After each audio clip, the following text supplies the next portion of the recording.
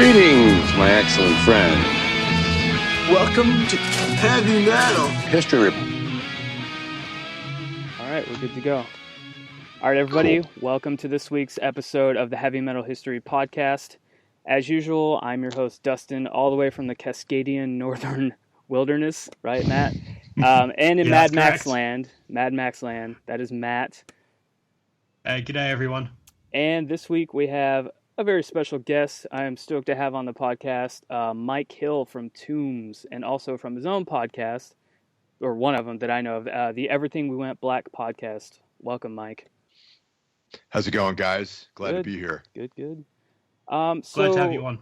I guess real quick before we get into it, for people that might not know who you are, just give us a quick rundown, what you do, that kind of thing, and then we'll get into it. Sure. Well, most of my time I spend playing in the band Tombs, which we've been around for close to 10 years.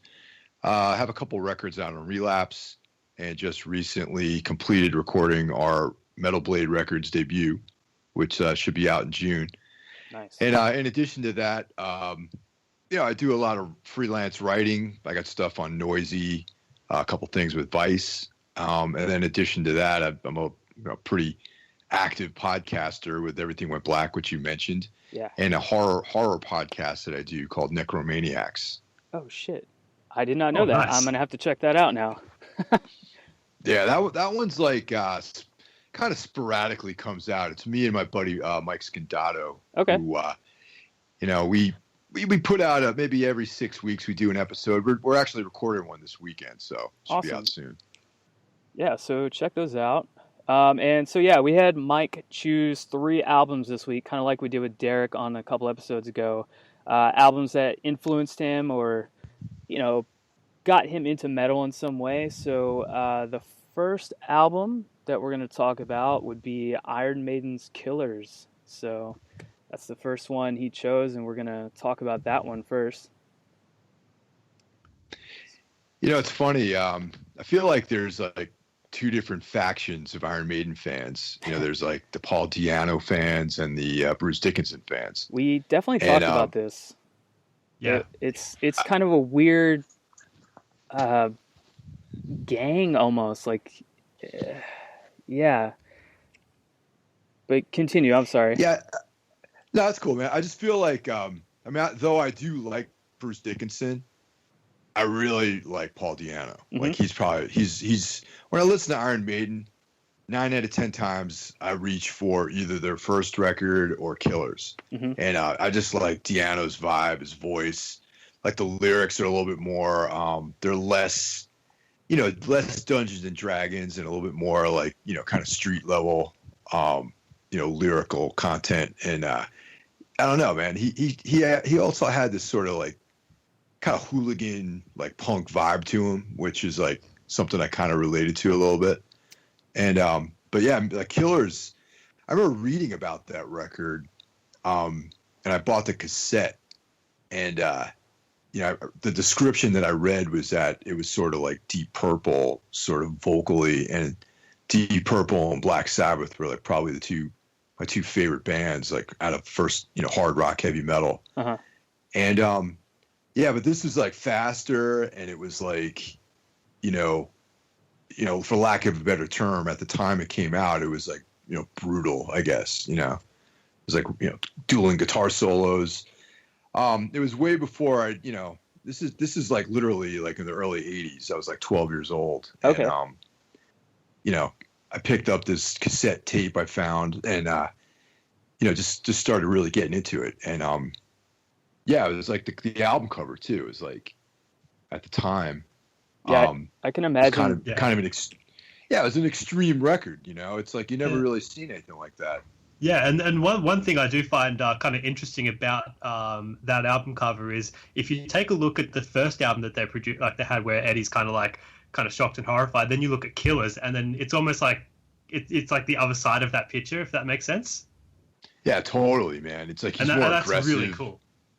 Yeah, he's like this aggressive, murderous, creepy ghoul, stalking the streets of London, and it's like, I don't know, just kind of, me being a huge horror fan, I really connected with that imagery.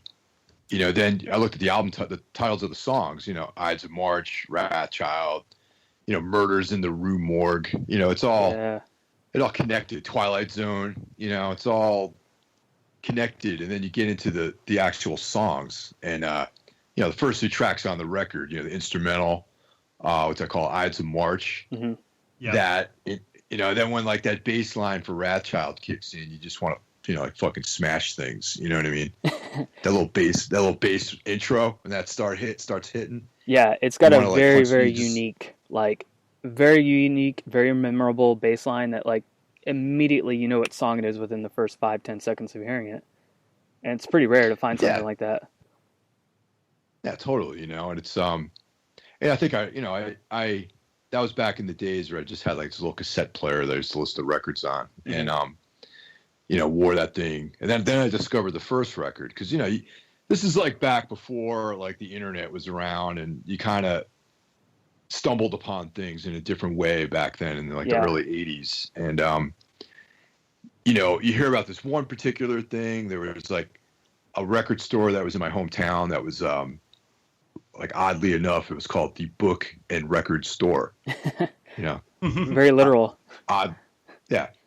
And it's kind of funny because that store really, it had, all the Scorpions records and like, Iron Maiden and Black Sabbath, but then it also had this huge fantasy book section where I bought like all these like Conan books and everything too, all the Robert E. Howard books. Oh, nice. Yeah. And so the whole thing, it's like, kind of informed who I became later in life. You know what I mean? Like, swords and sorcery and like heavy metal and like all this great, fantasy stuff and science fiction. It was like really kind of picked all that stuff up there. But that record, really. I will say, me personally, I was on still like the tail end of that kind of experience of not having the internet and going into a store, finding a cassette or a CD or whatever it is, and you're looking at like just the imagery of it and being like, oh, what is this zombie dude with a knife on it? Like, you couldn't just go to YouTube and find it and listen to it. You just kind of had to take a chance and buy it. And, I got like a good 5 years of that. And then, totally. The internet took off. So, and as basically a child of the internet, I never really had like a brick and mortar kind of like establishment where you would go in order to find music books or anything like of that kind of imagery. Everything for me went on the internet, and then kind of later in life I was able to go into like actual cities and then find that there's still these kind of these establishments that still exist, and just the kind of everything that they have, it's just absolutely amazing. So yeah, back then you were like pretty much in the dark. I mean, it's like you really had to work for these things, and you could, if you had curiosity, you had to really put effort into finding things, and mostly you stumbled upon stuff. It's like by going there, I found like Motorhead records, and then I found some Ramones records, and then there was like the Black Flag, and like the first Black Flag record the only one they had at the time was Family Man. Nice. This like the instrumental one with like the spoken word. Yeah. I just very remember weird looking album. at that record cover.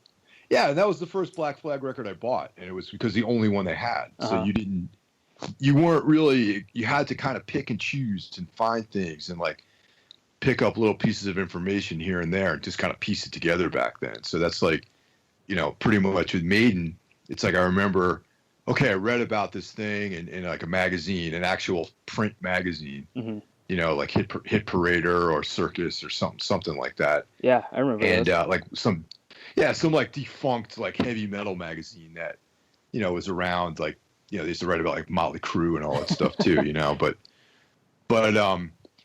so I found this cassette, and then but the cassette was old, you know what I'm saying? It wasn't like their current record. And then literally a month later, Number of the Beast came out. Yeah.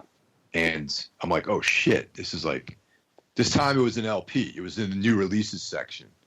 Because, I used to go, this is like the only store in my town that you could buy this stuff. So like every chance I had, like I would go with my mom to buy groceries, and I would just like kind of slip away and like go to the record store and check out stuff. And, if I had like some money from like mowing lawns or something like that, I would pick up a record or cassette or something like that. And that Maiden record was, I'm like, oh, I have to have this, man. Because the other one I got was so great. Mm-hmm. Then I brought it home and I'm like, what happened to that singer, man? It's like they got this other guy. I was expecting this like, stentorian voice of Paul Di'Anno. And then there's this other guy. And I didn't really like Number of the Beast when it came out. I don't know. Interesting. Yeah. No, I could. Yeah. I've totally had that same thing happen. Where this day and age, when a singer is replaced, but for it to be like a complete surprise like that, when you're looking forward to something so much and haven't heard it, I bet that was like a huge shock to you, and you're just kind of like, why do I have this? Until you get used to it, and then you appreciate it later on, and it's a different thing now. But yeah, I can imagine it's a real shock to the system. Yeah. And like back then, these things were few and far between, man. It's like, like I probably had about 8 records in my collection, at the time. Mm-hmm. And it was, like AC/DC, Back in Black, We Sold Our Souls for Rock and Roll by Sabbath, maybe like Zeppelin 4 or something like that, and then Iron Maiden, because that's the only stuff that was available, man. It's like you couldn't go in and just download the entire catalog. The records had to be in stock, and if like you wanted something specific, you had to ask for it. You know what I mean?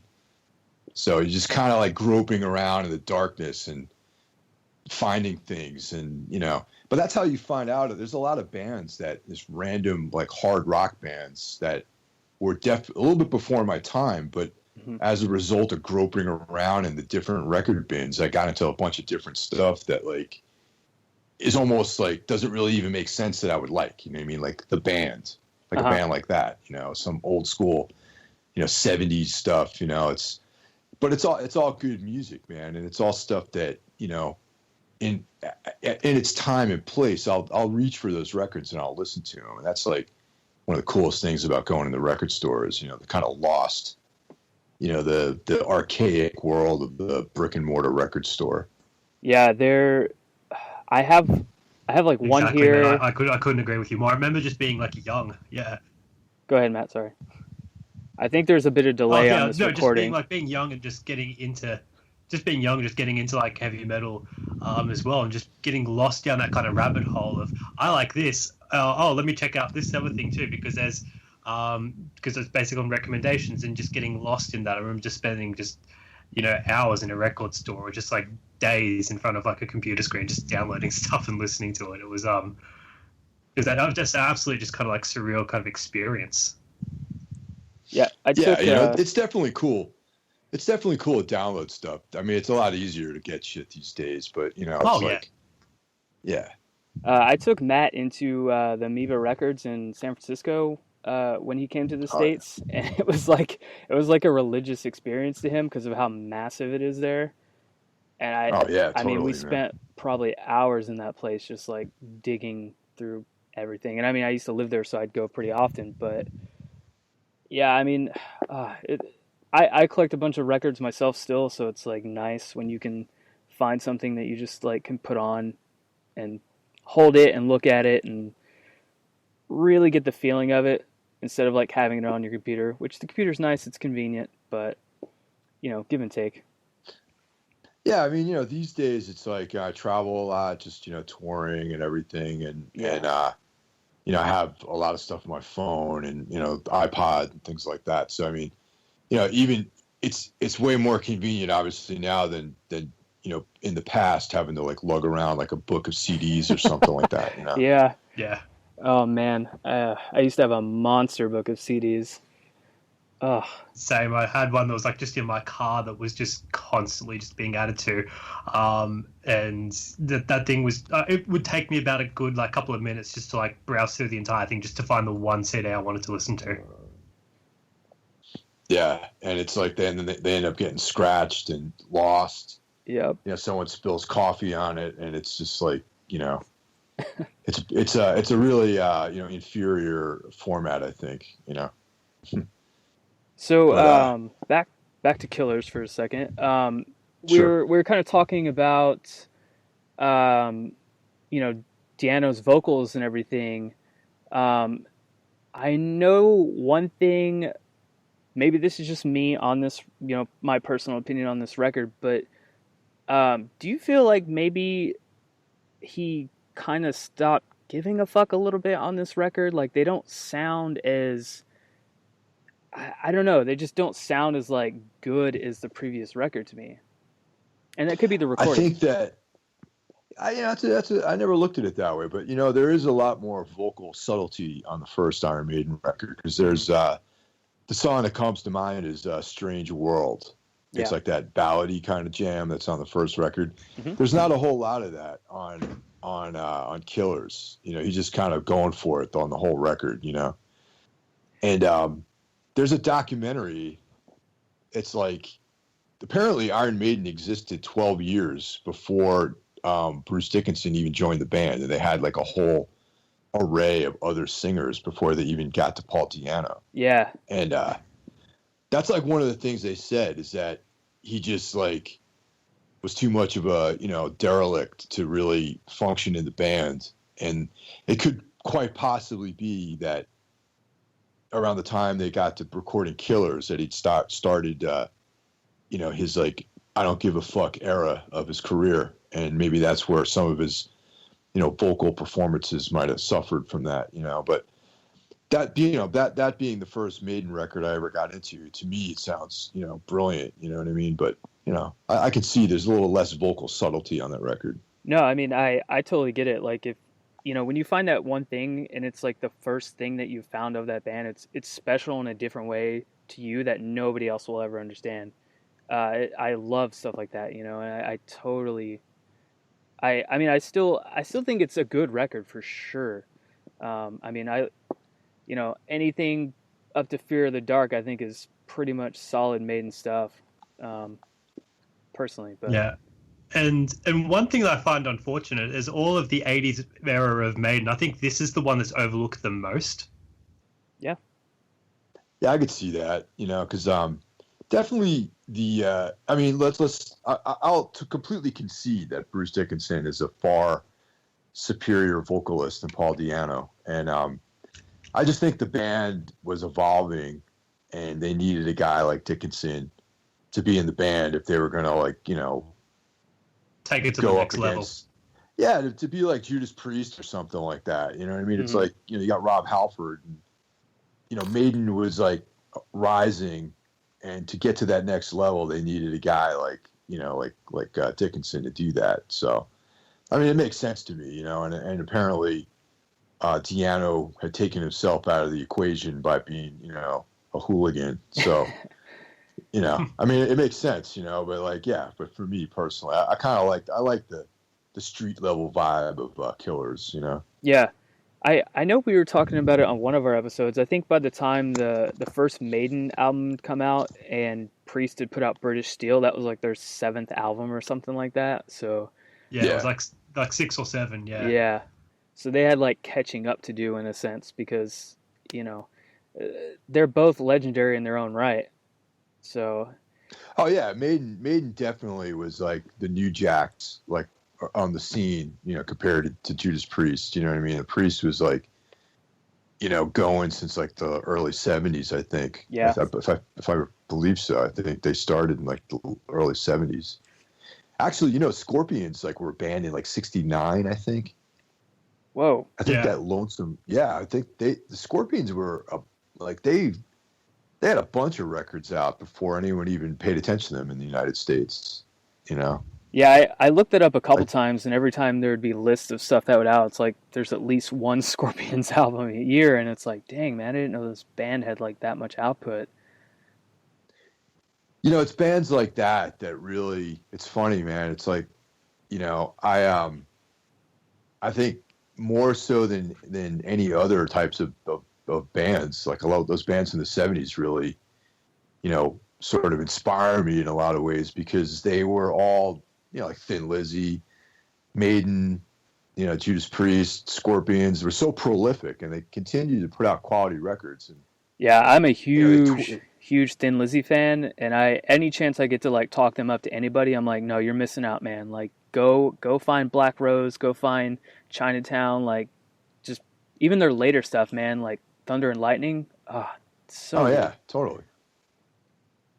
Yeah, the whole catalog's good, you know. Yeah. And it's like, you know, and also they were, you know, they toured, those bands like were hard road bands, and you know, that's really what I like, you know, and that's kind of like, you know, when I think about doing music, that's how I kind of approach things, you know what I mean? I like to try to be prolific, you know, try to get out on the road a lot, try to, you know, take it to the people the way that those old school bands did, you know, and that documentary about Iron Maiden, they kind of go into a little bit of that, you know, like they, within whatever means they had, because they were still like when Deanna was in the band, they were still like a pub band. Like they weren't really, Yeah. I don't think they had a record deal. They were still just playing small clubs. And there's like some great footage of them with that lineup performing in front of like maybe 100 people. You know, it's pretty amazing.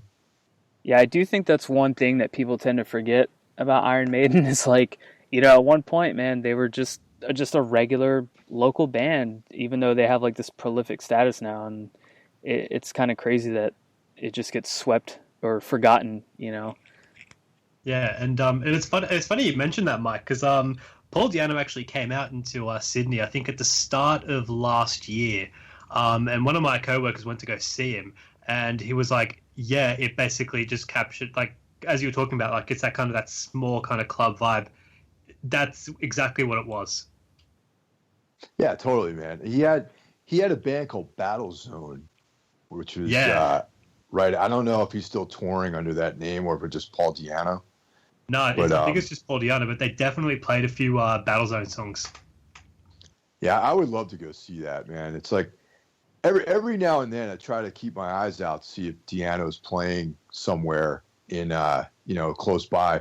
I know that it's one of those deals where I guarantee you if he was going to come to like the tri-state area, you know, it wouldn't be in New York. He would end up playing somewhere out in Jersey or like you know, Connecticut or something like that. You know, it's like I'd have to go on a road trip to go see it, you know, but I would totally do that. I think it would be cool, you know. Yeah. A couple hours. So have you ever seen Maiden live? You know something? I've never seen Iron Maiden. I'm sad to say that I've never seen Iron Maiden. Because I ended up going to I've seen him on the Somewhere Back in Time tour, and I think Wrathchild was the only song that they played from the Killers album. Yeah, and as I said before, that bass line came in and everyone was into it. Yeah. Yeah, it's, you know, Steve Harris is the man, you know, it's like, which is another unique thing about that band too, is like how many bands is the bass player, like the main dude really, you know what I mean? Yeah, it's pretty like rare. Steve Harris calls all the shots, you know, I can think of like 3 bands maybe, you know, Geddy Lee from Rush. And actually that's not even right. Apparently Neil Peart was like the creative force in that band. Huh. You know, and maybe Alex Webster from Cannibal Corpse is like the sort of Steve Harris of death metal, I guess. Yeah, that's true, man. I've met him once, and he's definitely the brains behind most of that band, him and the drummer. Yeah, totally. So I guess one last thing about this record, one thing that I like to personally do with like records, what's something that when you hear this record, it just makes you think about or nostalgic about, if anything at all? Like, because, you know, music kind of takes you back to a place sometimes, whether it's like when you first got the record or, you know, something like that. What's something that you kind of like associate this record with? Why it means something to you? It's funny. You asked that question and immediately a song and a situation came to mind. Okay.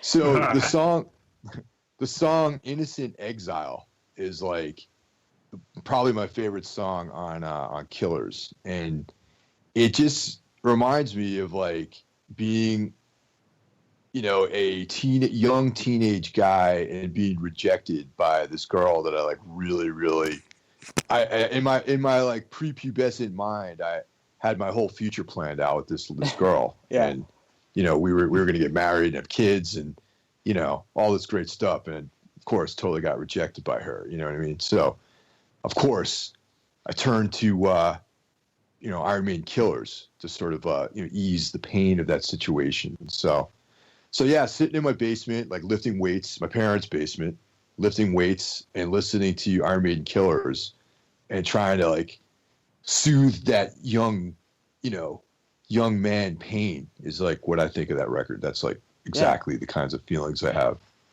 Okay. Yeah, no, I totally get that. That makes perfect sense.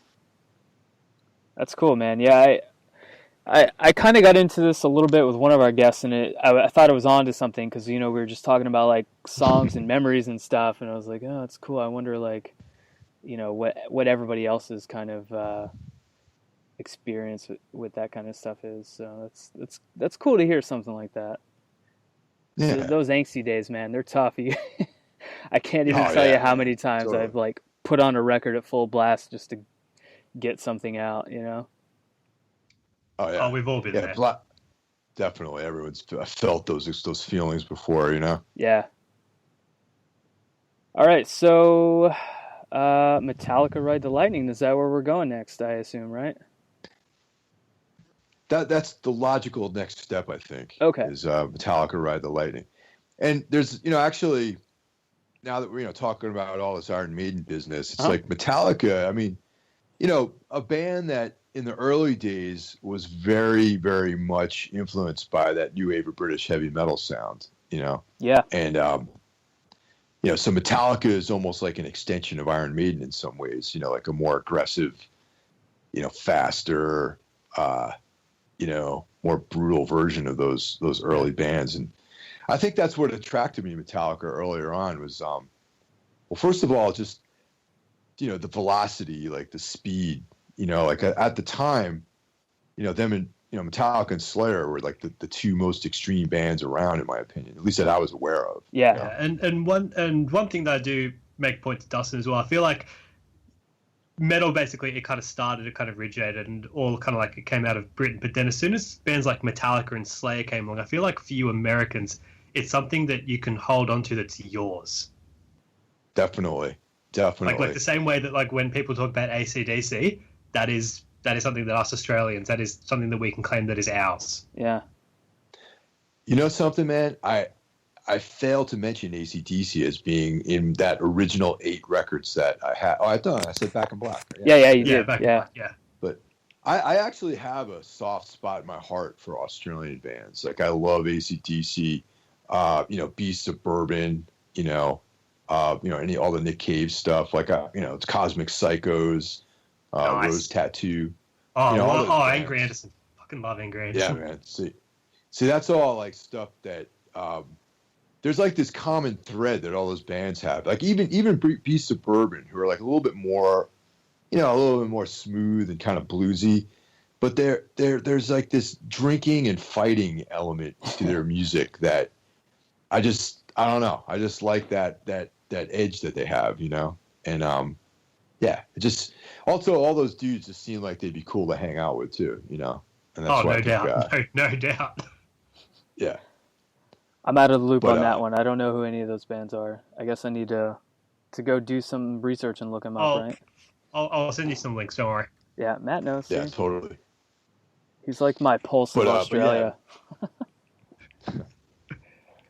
But yeah, Ride the Lightning, like Matt was saying, it's like metal became like this American thing, and by no small nod to hardcore music, I think was something that informed a lot of the early speed and thrash metal, like sort of crossing over, and I think both of those scenes kind of like influenced each other, because.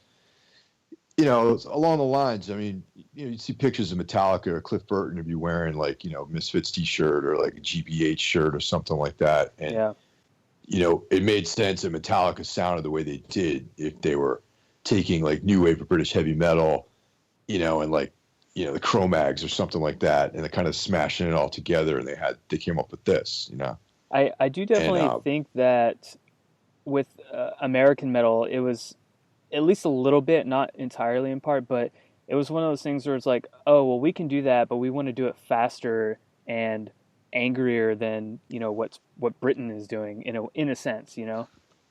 Yeah, it's like you guys want to be the loudest, the fastest, the most in your face, and it's basically making everyone else compete, you know, have to go that one step better. Yeah. Yeah, I mean, also you got to think about the '80s, you know, and you know, the United States, and you know, Reagan, and everyone was afraid of getting blown up in a nuclear war, and you know, it was like an intense time, you know, and just like American society in general, I think, you know, sort of influenced that aggression in music, you know. Yeah. That's that American exceptionalism.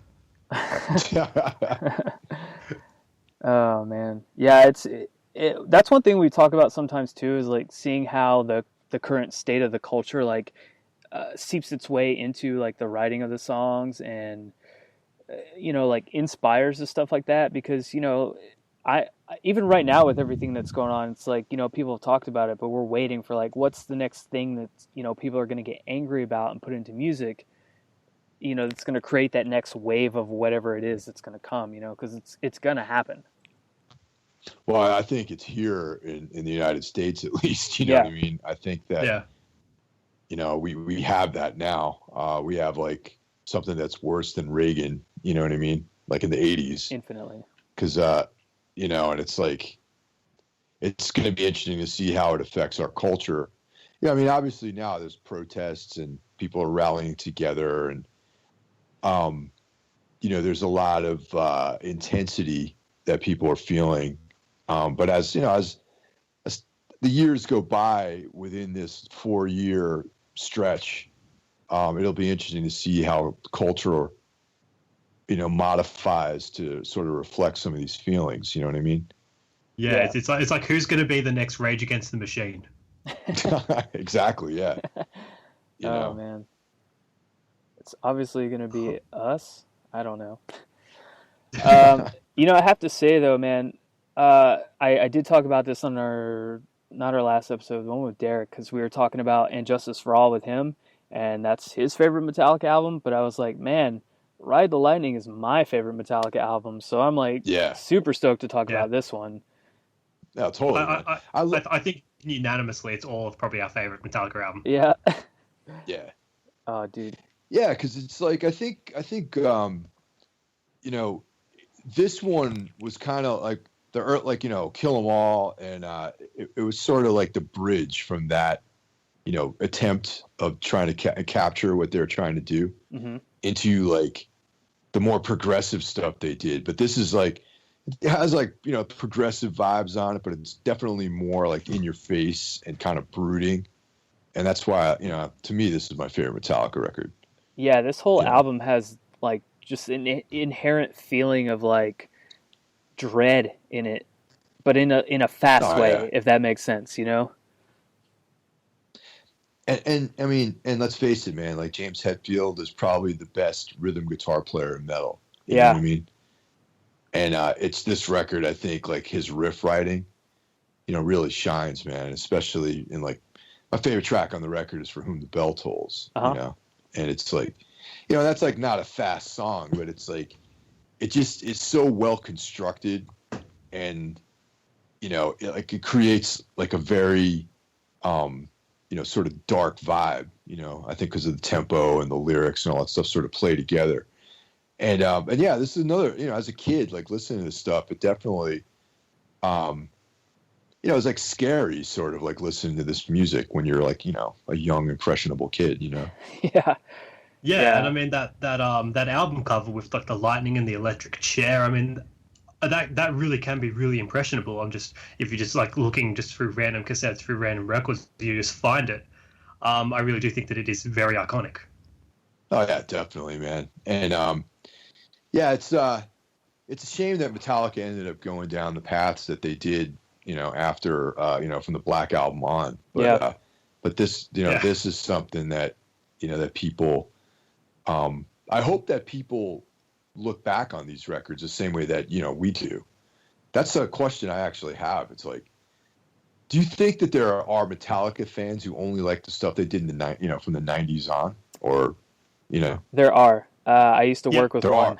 I used to work with one. Really? Yeah. he literally could not care for anything before the Black Album whatsoever.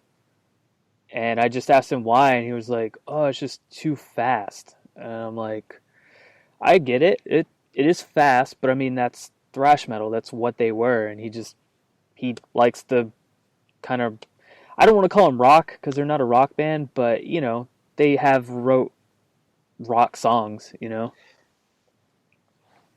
Yeah, it's like my girlfriend. She likes everything. She likes Load, Reload, and the Black Album, and the S&M album, but can't really stand and like everything before that. Yeah, I can't. I don't really know. I've only heard some of that material, and I know that it's not something I'm into. And then, that Death Magnetic came out, and people were telling me that, oh yeah, you got to check this out. Same here.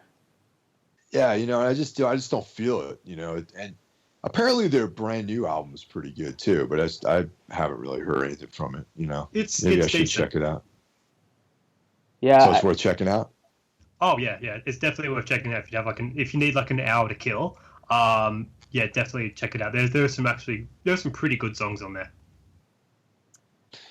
So yeah, that's what a lot of people have been telling me, man. So maybe it's about time I get into the newer Metallica stuff. Yeah, did you listen to him on the Rogan podcast at all? Oh yeah, James Hetfield, yeah. Yeah, definitely.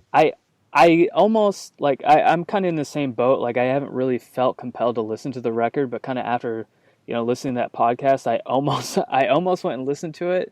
I still haven't yet, but it's kind of the same thing. It's like somebody will be like, oh, actually, it's you should listen to it. And I'm like, all right, maybe, like we'll see. Because I just don't want to be burned anymore, It's like, I just want to have the good memories of Metallica. Mm. Yeah, I mean, James Hetfield is still like a fucking badass, man. I mean, that's, it's just that he ran out of ideas. And I think a lot of that is the fact that, Cliff Burton died. You know what I mean? Like he is out of the creative pocket, And I think that's kind of the key factor to that band being good was Cliff Burton, because he was actually, here we go again, another bass player who's like pretty much the mastermind of the band. I think that Hetfield was from LA originally. And yeah, he was. Yeah. Yeah. And Cliff Burton was in the Bay Area, and he was like, all right, I'll do this band with you guys, but you have to move up here to the Bay Area. And Kirk Hammett was in Exodus, I think, at the time. Yeah, I do remember that. Yeah. Yeah, and this is like, they'd kicked Mustaine out. Right. And then, they were like kind of relocated dudes to the Bay Area. But yeah, like Burton was like the heart and soul of the band. And you kind of could tell that, you know what I mean? Like once he, left this mortal coil, the band just kind of, in my opinion, just sort of like went down the tubes, really. Maybe that's why like Death Magnetic doesn't have the same sort of gusto as like the earlier material. It's a no, it doesn't at simulation. So, but yeah, man, it's like that. I still listen to Ride the Lightning. That's like my go-to Metallica record these days. Same here. Yeah, I remember probably like about 2 years ago. It just came on like a shuffle, and I was like, oh wait, what Metallica album is this? Not really like clicking in my head. And then, put on the whole thing, and the next thing I know, I'm listening to it like almost every day for like 6 months straight. And I was like, man, like how does this album still hold up, almost 20 plus years later? It's timeless to me anyways. And I'm sure to you and Matt as well. Yeah. Actually, this record is the reason why I started reading H.P. Lovecraft fiction.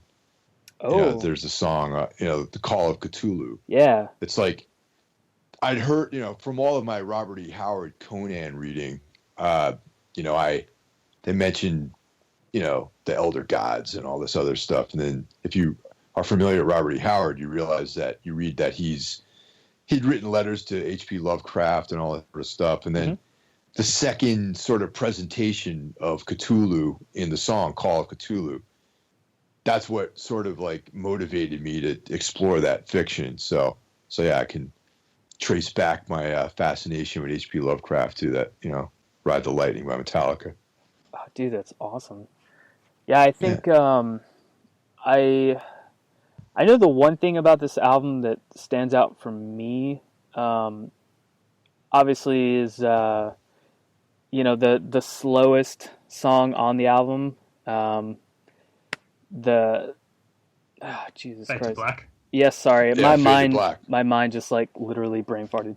Yeah, Fade to Black, man. I mean that song is so heavy, and Metallica writing a song like that. I can't imagine what people thought when that first came out. It's a huge departure from the rest of the album too, but it fits perfectly with the mood of the album. Oh yeah, totally. That's yeah, it's like a ballad kind of, you know what I mean? And it's like, I mean, it's not like a like a ballad the way like, Whitesnake would write a ballad or something. Yeah, like Meatloaf. Yeah, like it's something that deals with, as heavy as the music is, the subject matter is just as, if not more heavy. Yeah. Exactly, you know what I mean? And that's another thing about Metallica and Slayer that I really appreciated because, the reason why I think I can still listen to these records and I can't, and it's not like I don't like, Exodus anymore or any of those bands, but I'm not compelled to listen to Exodus as much as I am to listen to Metallica and Slayer because the content of the lyrics, like the lyrical content is a little bit more mature than like the other typical thrash bands at the time. You know what I mean? Yeah. And that always, being a reader when I was a kid, like being like really into like, reading and all this other stuff. I felt like Metallica's lyrics, like sort of fulfilled that aspect of things I enjoy, So, yeah. Yeah, because you could get like immersed in like what's going on lyrically as opposed to like, just the sound of the music. Yeah. Like Anthrax, they're kind of, there's like a fun kind of thing going on with Anthrax. And yeah, I've had this discussion before with people about defining who the big four actually are. And I don't think I would even put Anthrax in that big four category. I think I'm in the same boat with you. I'd probably put someone like Testament in there. Exactly who I was going to say, man. Yes. I would bump Testament up into the big four, for sure. Yeah, I think it's mostly too because Anthrax output was so sporadic, and their lineup changes. It's nothing consistent, Whereas most of the other bands, pretty consistent output, same members. Yeah. Oh yeah, definitely. Yeah, I mean, like the classic Metallica records had the same members, like Slayer. Yeah. Slayer had the same lineup up until when they had what the hell is that one? Paul Burstoff after Seasons. Yeah. Yeah, after Seasons. Yep, they switched out drummers on that one, but yeah, it's pretty much the same guys, the same writing core, creative core. Yeah, and I think that's the most important thing too in a band is like if you lose the main writer, it's gonna change the sound of the band drastically, and it's gonna be pretty noticeable. I mean, that's. I mean, going back to the Iron Maiden thing, we kind of touched on it for a second, but it's pretty apparent like how much different they kind of went once Bruce was in the band. I don't know how much he contributed to everything, but it's a big difference from the Di'Anno days.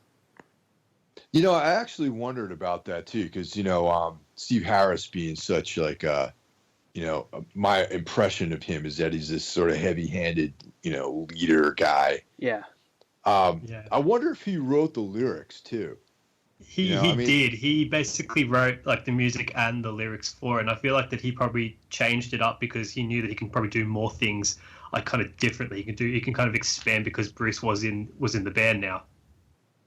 Yeah. That's what I thought too. Yeah, I wasn't sure about that. I figured he had this like kind of street kid with Di'Anno, so the first two Maiden records lyrics are about like spending the night in jail and running free and attacking people in the subway and stuff like that, hiding in the bushes and stuff. And then it got more grandiose, I guess, when they got Bruce Dickinson on board. Yeah, it kind of did. They almost got into like King Diamond territory with some of the records and the concepts that they were going with. Yeah, so it's like Oh, watching yeah. it, like watching the History Channel almost. Yeah. Oh, Yeah. man. But But with Ride the Lightning, one interesting thing that like to ask you, Mike, how has this record basically like inspired your kind of like writing and playing and basically you musically, well, if it has at all? I think that like just James Hetfield in general has influenced my guitar playing. Like he, a lot of Hetfield and Jeff Hanneman and Kerry King are like probably 2-3 of the biggest influences, motivators for me even wanting to play guitar like the way I do. It's like, so as much as I don't like the Metallica's material from 90 on, Mhm. I hold in such a high regard the early records, and those first few records are such ingrained into like my whole musical life.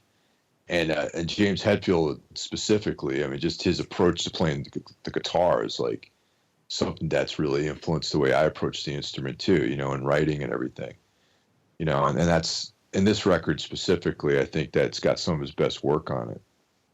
Oh, Yeah. without a doubt. Yeah, that opening track, man, it just like fucking goes to 88 immediately. You're just like, all right, Oh, now yeah. we're listening to some serious shit here, and it just like doesn't stop basically until Fade to Black, and then it just picks right back up.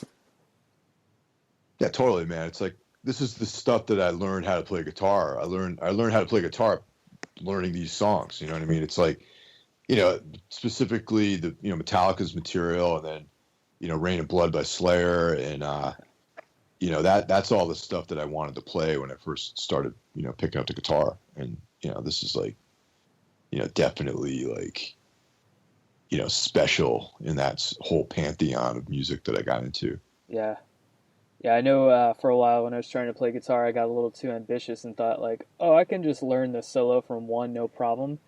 Not it was a tragedy. I swear, I butchered that thing so many times. Oh yeah, yeah, dude. It was Well, funny because like when I was basically in a band in high school, I was I used to sing, and the guitarist in the band, he loved Metallica. He got me into Metallica, and the one song he always loved to play was "For Whom the Bell Tolls." And to this day, 9 times out of 10, I will skip that song just because I've had to sing it, play it, and listen to it so many times. And when I went to see Metallica, probably about like on the Death Magnetic tour, that was the only song that they played from Ride the Lightning, and I was a bit disappointed. Oh no. man. Yeah. So just my luck. Did either of you guys happen to see that movie that they put in theaters like 3 years ago or Yeah. whatever? Oh, I did not see that. It sounded really bizarre. Honestly, I saw it, and it was decent. Like just listening to the live performance of it is good, but like chucking out if you just get rid of all the like movie part of it, it's fine. that's what I was gonna say. Is like all the live stuff in it is actually really, really good, but the weird like interstitials with like the storyline or whatever that's going on outside of the concert is weird, and it takes you out of it. But I mean, I was blown away. I went and saw it in a theater and everything, and like just the sound, it was really good. What's the name of the movie? Because I know what you're talking about, but I can't remember. Through the Never. Yeah, Through the Never. Okay. Yeah, not to be confused with Some Kind of Monster. yeah. With that's a classic too, man. That's it's that's a eye-opening film, man, for sure. Yeah, like that is one that I'll watch at least once a year just to like just to kind of marvel at its awe. They thought they were onto something here. It's funny because I actually own that and another documentary about Metallica called A Year and a Half in the Life of Metallica. And it covers the recording of the Black Album and then the tour cycle afterwards. Ooh. And I watched both. I remember getting both of those DVDs, and I watched them like all of them in one afternoon. And it was like, the contrast of 10 years later with like when they were doing the Black Album, they were still, I mean, even though I don't like that record, the band was still like this machine at that point. You know, they were still spiritually like the same as they were when they were doing like, you know, Justice for All and you know, Ride the Lightning, and they were still in that same mindset. You know what I mean? Yeah. And then they were just shells. Like 10 years later, they were just these like empty husks of themselves. You know what I mean? Like just completely like broken. You know, and it was pretty eye opening, man. You know, I don't know. It's like a cool exercise and to see like what, you know, how this thing it like when maybe they should have broke up, man, or something. But like maybe hanging on and not letting go, like actually crush these guys. You know, their spirit. You know. Yeah, no doubt. Like it's always kind of like really kind of like it's an eye-opening that scene when I think it's they're trying to name the album and then Lars they're saying Saint Anger, but then Lars Ulrich is saying Saint Frantic or something like that, and then he just starts screaming because he's not getting his way. Yeah, that's like that's an example of someone who he's not used to having people tell him no. You know what I'm saying? Yeah. Yeah, and it's such a shame that the band that wrote this album, Ride the Lightning, turned into that. And it's not shitting on Metallica. It's not shitting on them at all. It's just that is just so fascinating. I just think it's like you know, the result of excesses and the sort of indulgence of being famous. Really, I mean, it's like Yeah. you know, you lose the plot somewhere along the way. I think if you're, you know, constantly your ego is being massaged by people, you know, you end up you go from making Ride the Lightning to a record like Death Magnetic 10 years later because people are telling you how great you are and like, you know, like, oh yeah, man, Yeah. you guys should keep doing this, you know, and it's probably the better idea would have been to maybe break the band up, you know, do different things. I mean, even worse than that, the biggest stain on their whole discography, that Lulu record. Oh man, I was hoping you weren't going to mention that. Oh, that Dude, was no. I had to. No. that's miserable, man. It- Like, and who thought that was a good idea? Like, who greenlit that idea? Like, that's what I was thinking. It's You know, didn't someone sit him down and be like, guys, this is not a good idea to do this, you know? yeah. If they would have called it like a side project or something, but not called it Metallica, it would have been fine. But man, they fucked up on that one so bad. I'm honestly surprised their career recovered, if I'm perfectly honest, because that's such a terrible, terrible record. Yeah, it's pretty bad. I mean, just when I first heard that was something that was going to actually happen, I started cringing because I knew that it was going to be terrible. Because I mean, Lou Reed is like the last time that dude was. I mean, you know, rest in peace, Lou Reed. But like, you know, even the last 20 years of that dude's career was pretty forgettable too. You know. Yeah. And, Yeah, it's unfortunate, You know. but it does happen. It's rare that any musician can like keep up something like that short of David Bowie. And I mean, oh yeah. he's he's his own thing right there. He's one of the few. I mean, and I'm a huge David Prince. Bowie fan. I mean, I love David Bowie. Yeah, Prince is another one too, who was able to keep his creative, you know, vision, you know, interesting Yeah. all through the years. You know, but yeah, I don't know. I think it's just, you know, who knows, man? Who knows what it's like being that famous, you know, and It's true. playing all these like stadiums and having all these people, you know, these accolades and everything, you know. Yeah. Yeah, I'm just a normal guy, I couldn't tell you.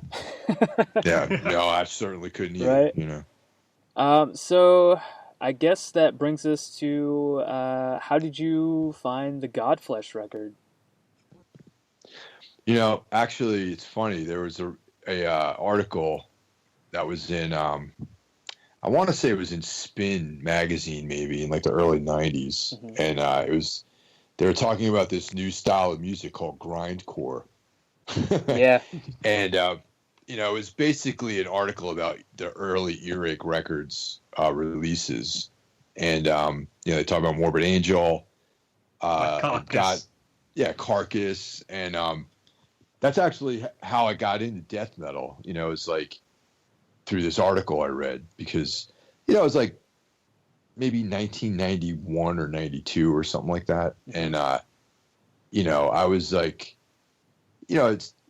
I was still in the metal, but I was like discovering, other things, like the Melvins and stuff like that. And then out of all the bands that they mentioned, the Godflesh stuff sounded very interesting to me. Because also at the time, I was starting to like check out Ministry and more kind of industrial music, and I went down to the record store and I found the CD, and the only CD that they had was Streetcleaner, and I took it home and I remember putting it on and I was like, is there something technically wrong with the record, because it sounded like everything was like too slow or something, like the vocals, everything was, it felt like I honestly thought that I'd gotten some kind of defective product, because everything was so fucking evil and like weird sounding and like very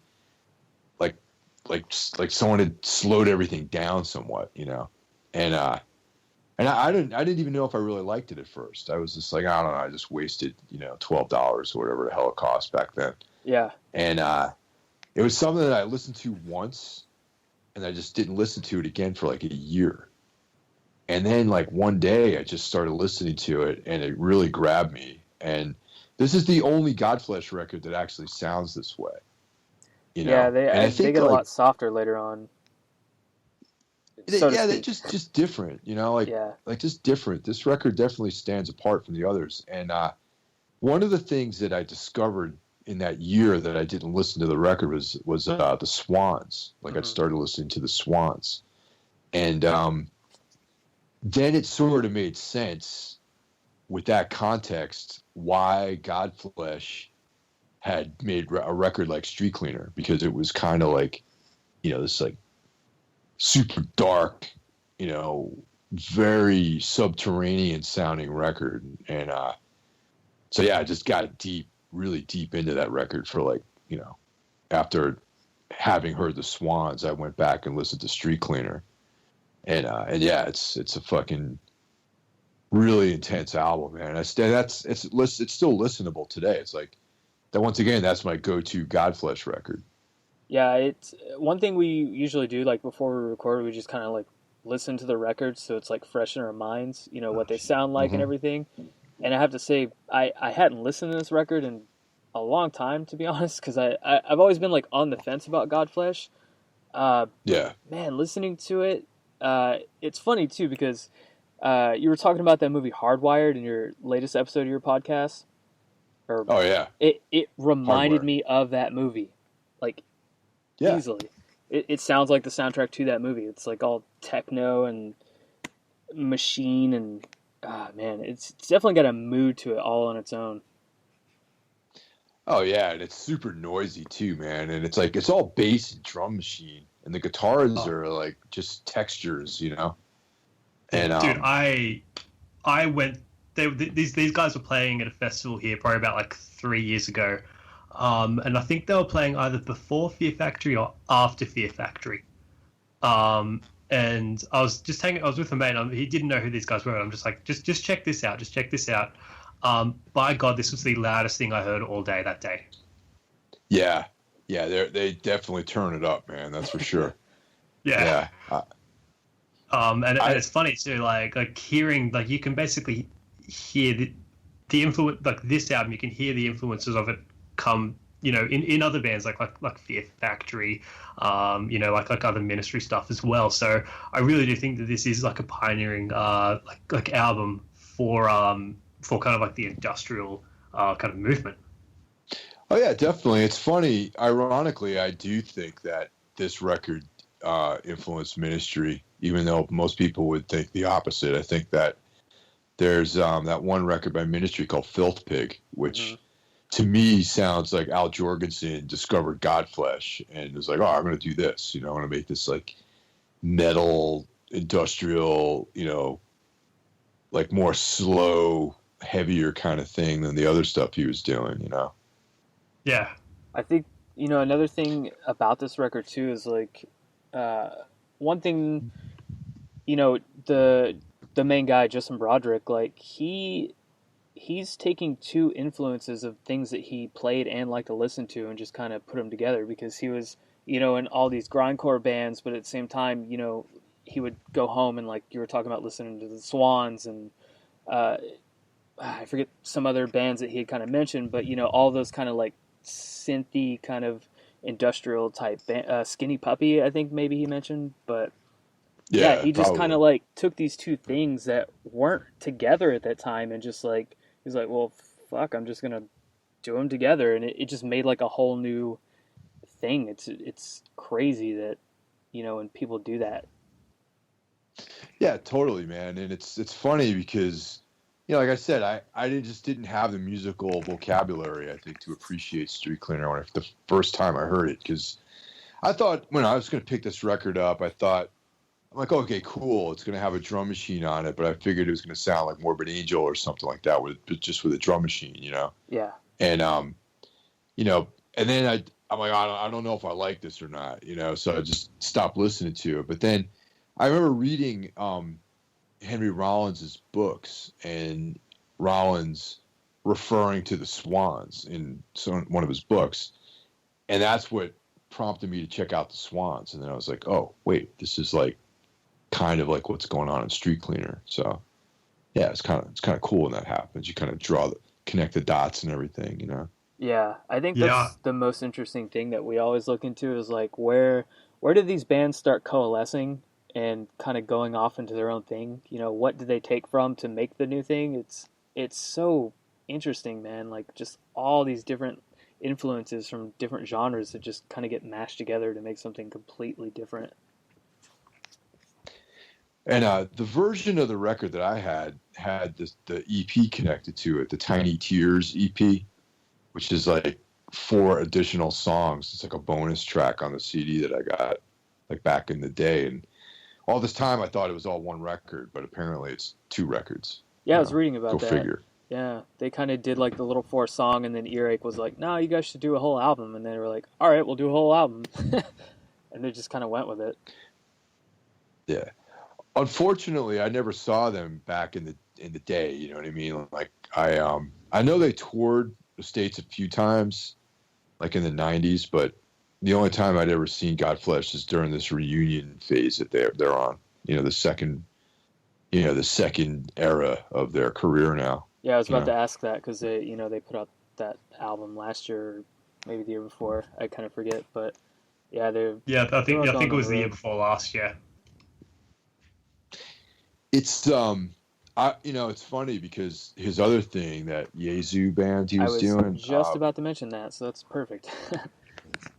yeah, some of the records I like, but I'd seen Yezu perform and it just never really came together for me.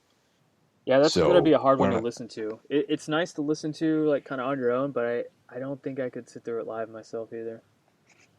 not live, it was never.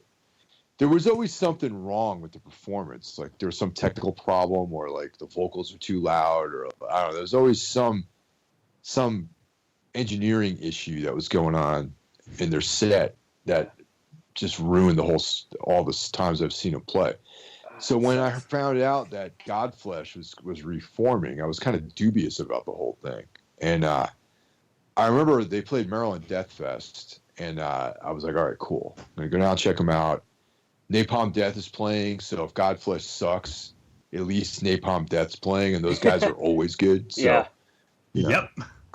Yeah. I mean, I've never seen Napalm Death play a bad set, and I've seen Napalm like, I don't know, 15 times or something at this point. Yeah.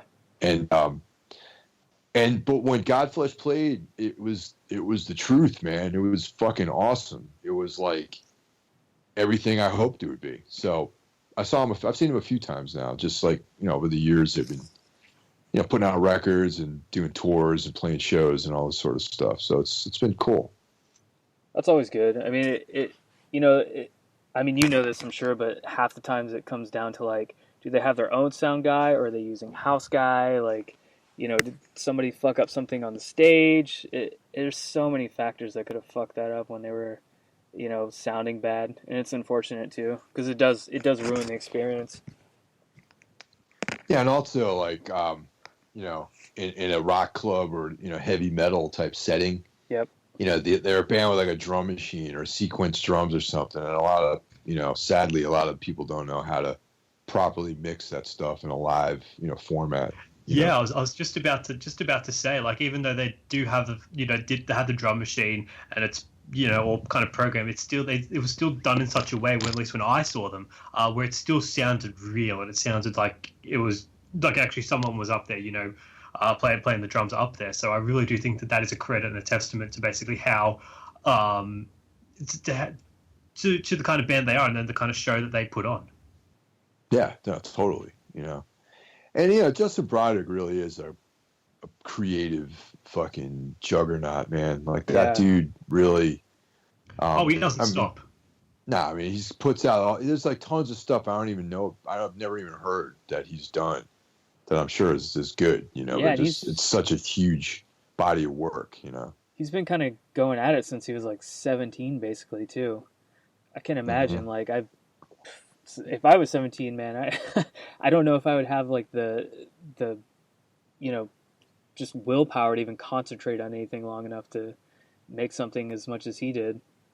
Yeah. I mean, like, yeah, it's like you mentioned Napalm Death earlier. He actually played in Napalm Death for like a little bit. Yeah. When he was like 17 or something like that, when he was like super young. Yeah, he's on like the first half of the Scum EP or record, whichever you want to call it. Yeah.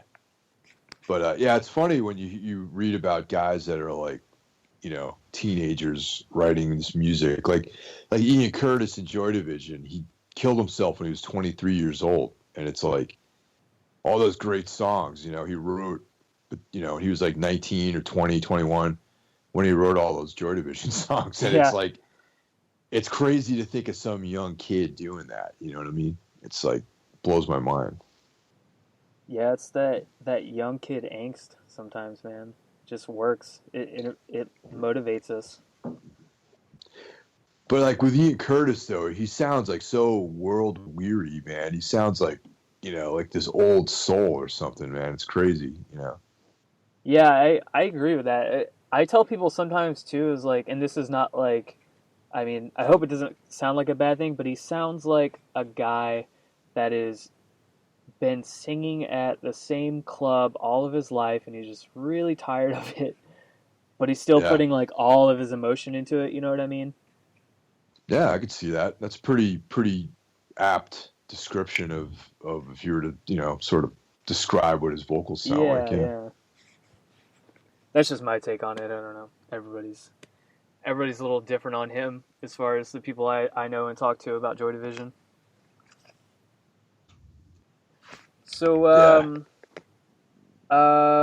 Tombs. Can you talk about anything with Tombs?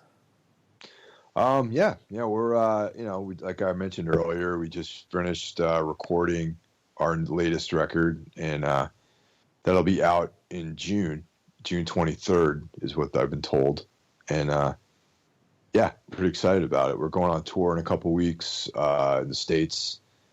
There's another tour that a couple things going on in the future that aren't 100% confirmed that I can't really talk about just yet. But one of them is going to be in Europe later in the year that I'm really excited about. And oh, nice.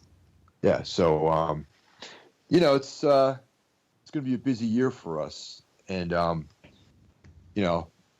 just we recorded the record with Eric Rutan, who did the previous record, Savage Gold, and oh, that's awesome. That was Eric's the man. He's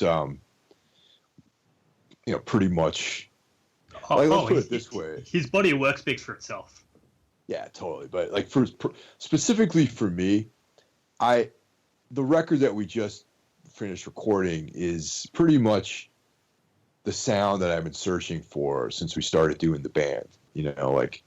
Kind of the balance of brutality and like clarity and like that death metal style that Eric's really good at, with the kind of textural stuff that I think that we're really good at. So it's like those two things sort of melded together in a way that I think is like really unique, and I'm pretty excited about, the whole thing, Yeah, being done. I can imagine like what a satisfying feeling that is for you. Finally, like just reaching that thing that you were looking for the whole time and just like getting it. Yeah. And anyone who's worked with Eric Rutan will agree that it's kind of an ordeal.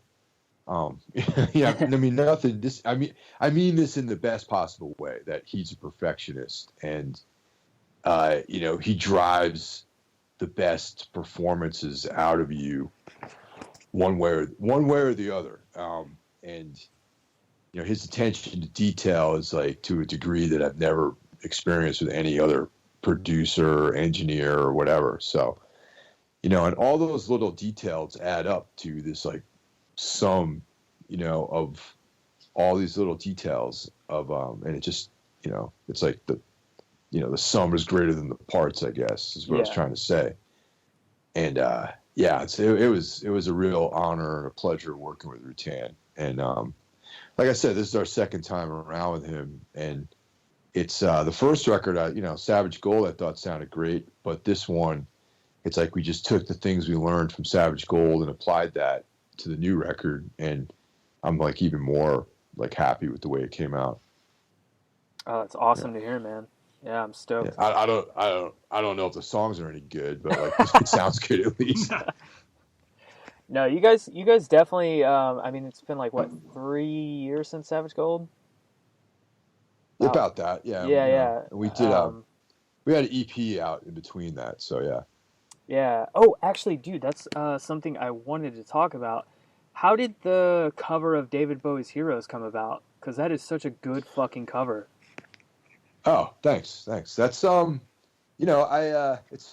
love David Bowie. It's like one of, and that song is like one of my favorite songs that Bowie's ever done. Yeah. And back when I was a kid, somehow I ended up watching this German film called Christian F. I don't know if that rings a bell with anybody. No. But it's an obscure movie, man. It's a German film. This is what's crazy about it. I was like this in high school when I saw this, and like, I mean, I'm like a typical like suburban kid. You know what I mean? I'm not, some highbrow foreign film, watching like kid. Yeah. You know what I'm trying to say? I mean, yeah. But, No, I get you. I mean, I guess. Yeah, so it was just one of these things we saw in the video store, and this is back in the 80s when there was like, video stores, and we rented this cassette. And I think the reason why we rented it was because it had David Bowie in it, and it looked like this kind of, punk, new wave, like music kind of thing. Huh. And it turned out that it was German, and it was a pretty dark movie. It was about like this girl. She's in Berlin. She gets addicted to heroin. She turns into a prostitute, and like there's this life, Yeah. All the darkness that sort of, gathers around that kind of lifestyle. That's kind of what the movie is about. And David Bowie actually he's performing live, and this girl and her friends are at a David Bowie concert, and Heroes is in the soundtrack of the movie, and there's two versions of Heroes. There's like Heroes, which is on the record, and then there's one that's specifically for the Christian F soundtrack called, Helden, which is German for heroes. Yeah. So we actually recorded both versions of that. We have like the English version, and then we have the version that's partially in English and partially in German. And I recruited my buddy Ralph Schmidt from, he's a German who plays. He sings he's a guitar player and singer in this band called Ultha. It's like black metal style band over in Germany, and he's an old dear friend of mine. And so he sang the German part, I sang the English part, put it all together, and that was like recorded in like a practice space, man. Like we recorded that like super lo-fi. And pretty happy with the way it came out. Like my buddy Tim recorded it in his practice space, and we tracked some of the stuff like in his house, and then I mixed it in my apartment here, and like it just was this patchwork of different, stuff, and which you can only do now with modern technology these days. Yeah, that's true. Man, that's crazy because it sounds like you guys went into a studio to kind of just do the cover of it, but I mean, I'm very picky about cover songs in general, much less like a David Bowie cover song. But man, that one it blew me away when I heard it. Because I know, I think I didn't hear it until after he passed away when a lot of sites were like, hey, here's all these Bowie covers. And then, I saw your guys' come up and I was like, whoa, really? I got to check this out. And yeah, man, floored. It's such a good cover. Yeah, I really feel that you guys really did make that your own while still keeping, what really made that song great to begin with. So, Yep. so honestly, that was a great job.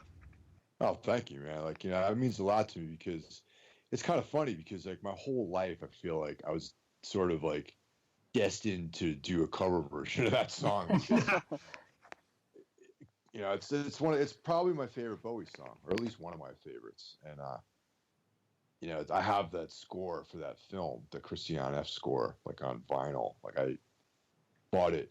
It's really weird how, as earlier I mentioned the book and record store, and the book and record store actually had that record in their soundtrack section.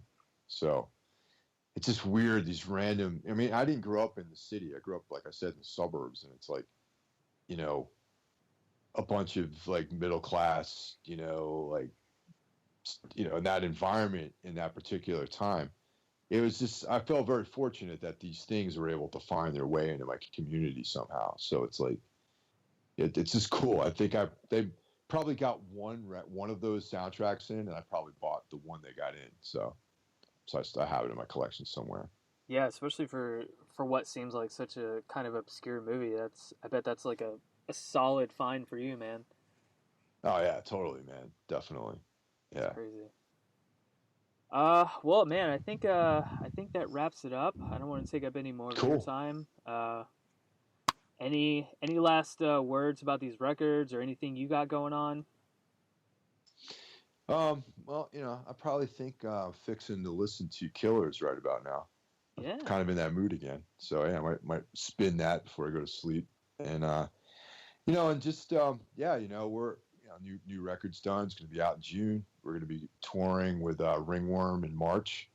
In a couple weeks we leave. Until then, I'm banging out episodes of Everything Went Black podcast, and we got the new Necromaniacs podcast episode going up in a couple days. Recording it on Saturday. Awesome. And yeah, and if you like coffee, I have Savage Gold Coffee, which is my coffee company. So yeah, all that stuff. Oh wow! Do you guys like ship to Australia, or is that going to like cost more than like an arm and a leg?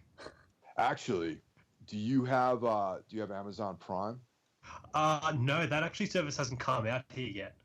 Oh man, see, well, it's on Amazon, and it would probably cost a fortune to send a pound of coffee to Australia, but you know what though? I'm going to be working with there's a company called Holy Mountain, which is our merch company, and they do merch for Tombs.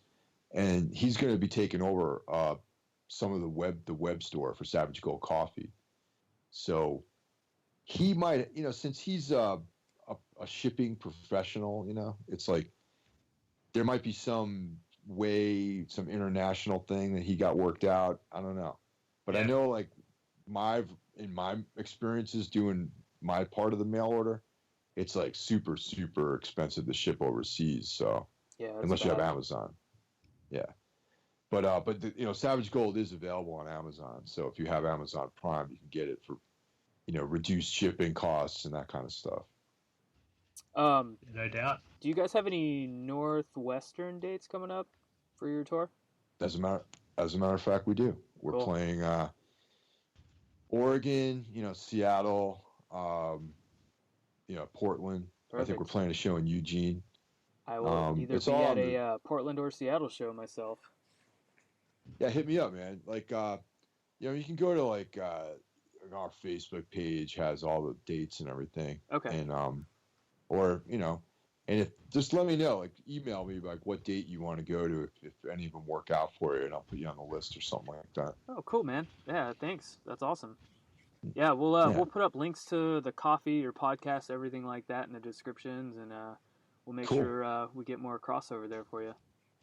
Right on, dude. I appreciate it, man. Yeah, man. Thanks for doing the podcast. It's been a blast. Yeah, been an absolute pleasure having you on. Thank you so much. Yeah, it was great hanging with you guys, and thanks for asking me, and yeah, dude, it was fun. Yeah, it was. All right, man. Take care. Take care. All right, cheers, mate. All right, so that was everything with Mike Hill. We hope you guys enjoyed that. As for me and Matt, it is also time for us to go as well. Yep, just as we were talking about fading to black and ride the lightning, it has actually started thunderstorming and hailing here, so doesn't get any more metal than that. All right, man. Well, we will see you guys next week for another episode of the Heavy Metal History Podcast. Until then, you know what to say.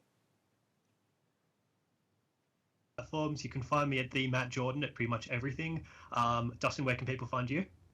I just run the Heavy Metal History Instagram and the Facebook. If you want to follow me personally, it's Dustin Wildcard on any of that stuff. I don't really use social media that much. I'm kind of an old person that way. Yeah, but if you got any comments, questions, concerns, please hit us up on there. Any feedback, we'd greatly appreciate it. Yeah, if there's stuff you guys want to hear us talk about, feel free to email us. We're more than happy to take suggestions of stuff that you want to hear us talk about. You can email us at heavymetalhistorypodcast@gmail.com. You can go to our website, heavymetalhistorypodcast.com. All that stuff, whatever you guys want, we are readily available. So, yeah. All right, until next time, cunts. Have a good one. Cheers. Be excellent to each other. And party on, dudes!